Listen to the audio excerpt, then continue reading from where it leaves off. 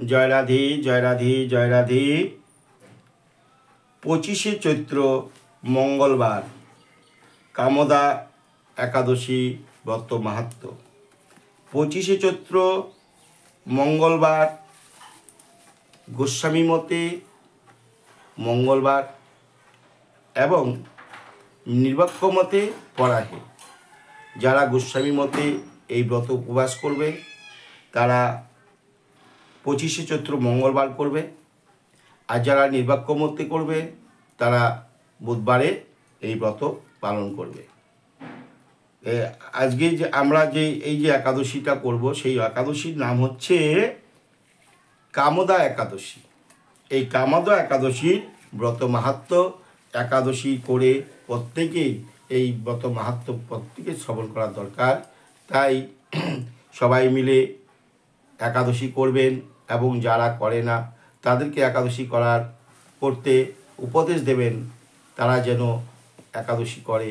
কারণ সর্বশ্রেষ্ঠ ব্রতের মধ্যে হচ্ছে সর্বশ্রেষ্ঠ ব্রত হচ্ছে একাদশী ব্রত। যদি আমরা এই একাদশী ব্রত করতে না পারি কোনো জন্মে আমাদের মুক্তি বা প্রাপ্তি নাই। শ্রীকৃষ্ণ যে নিজেই এই কথা বলেছেন, যারা একাদশী ব্রত করবে না তারা কোনোদিনও মুক্তি বা প্রাপ্তি হতে পারবে না। তাই আমাদের কর্তব্য আমাদের প্রত্যেকেই মিলে আমাদের এই একাদশী ব্রত করা দরকার।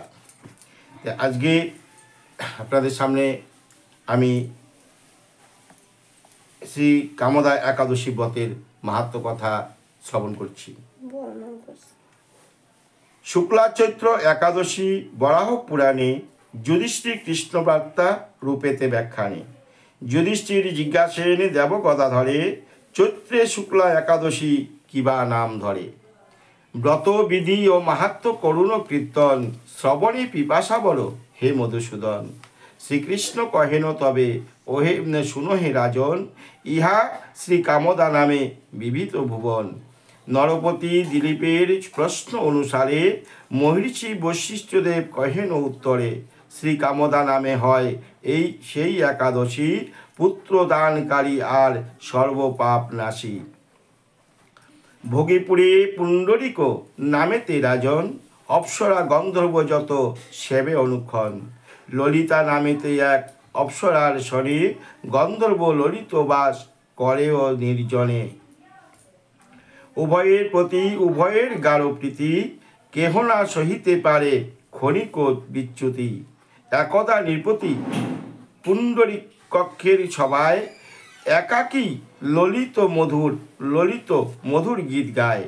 ললিতাকে না দেখিয়া সবারও ভিতর, ললিত হইল অতি বিরহ কাতর। তাই গীতে মনোযোগ না রহিল আর, তাল মান লয় ভঙ্গ হয় বারবার। কর্কটক নামে এক নাগ ছিল তথা, অবগত ললিতের রহস্যের কথা। তার কাছে সে রহস্য জানিয়া নৃপতি, ক্রোধ ভরে শাপ দেন ললিতের প্রতি। শোনরে ললিত দুষ্ট ত্রৈণ দুরাচার, তীরে তাল ভঙ্গ শাস্তি লহ এইবার। এক্ষণে রাক্ষস রূপ করিয়া ধারণ, পশু মাংসে খেয়ে বনে করিবি ভ্রমণ।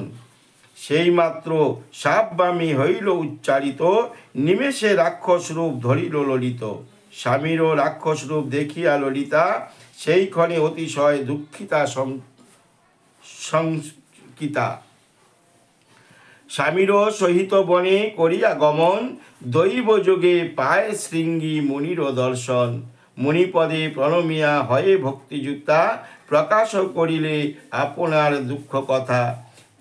যে রূপে ললিত ধরে মূর্তি ভয়ঙ্কর, সকল করিল ব্যক্ত মুনির গোচর।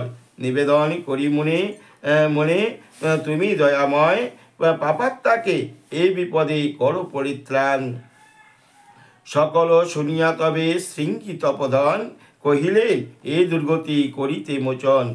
চৈত্র শুক্লা একাদশী প্রায় সমাগত, যথাবিধি পালন করহ এই ব্রত।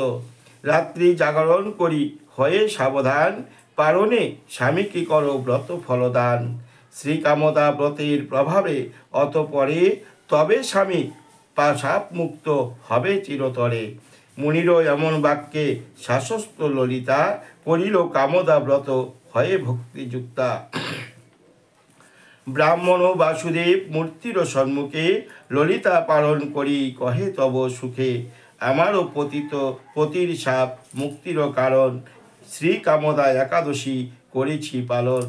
আমার স্বামীর যেই পিপাসত্ব রয়, এ পুণ্য প্রভাবে যেন বিদরিত হয়। রাক্ষস রূপেতে সেই ললিত তখন, অবিলম্বে দিব্য রূপ করিল ধারণ। ললিতা তবে হরষিত মন, পুনরায় আরম্ভিলা সুখের জীবন। সর্বপাপ নাশকারী শ্রীকামদা ব্রত, পাপনকারী হয়ে পূর্ণ মনোরথ, পালনকারী হয় পূর্ণ মনোরথ। এই ব্রত কথা পাঠ অথবা শ্রবণে বাজপেয় যজ্ঞ ফল সর্বশাস্ত্র শনে। জয় রাধে, জয় রাধে, জয় রাধে।